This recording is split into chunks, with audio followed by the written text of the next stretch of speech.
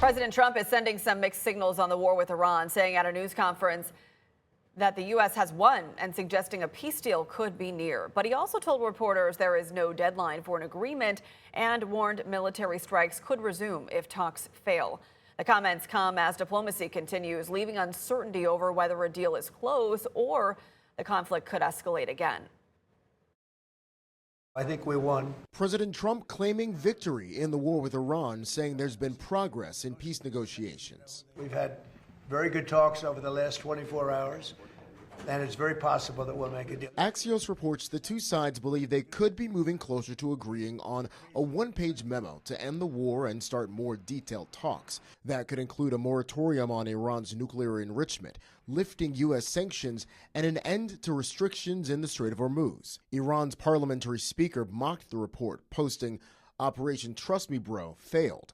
Now back to the routine with Operation Foxios." President Trump has threatened to restart bombing without a deal. And if they don't agree, they'll end up agreeing shortly thereafter. The Pentagon said U.S. forces fired on and disabled an empty Iranian-flagged oil tanker in the Gulf of Oman Wednesday, claiming the ship ignored warnings to stop while allegedly heading toward an Iranian port. As the U.S. blockade continues, Iran claims to have shot down a reconnaissance drone over the Strait of Hormuz. One of the world's largest shippers, Hapag-Lloyd, said the strait standstill is costing the company $60 million a week. The conflict also forcing American drivers to make tough decisions. I would love to get a full tank. Unfortunately, I don't have $80 to spare. The average price for a gallon of regular jumped to $4.54 Wednesday, a new 4-year high. Jared Hill, CBS News.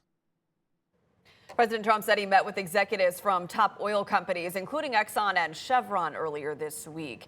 He told reporters they discussed selling oil from Venezuela.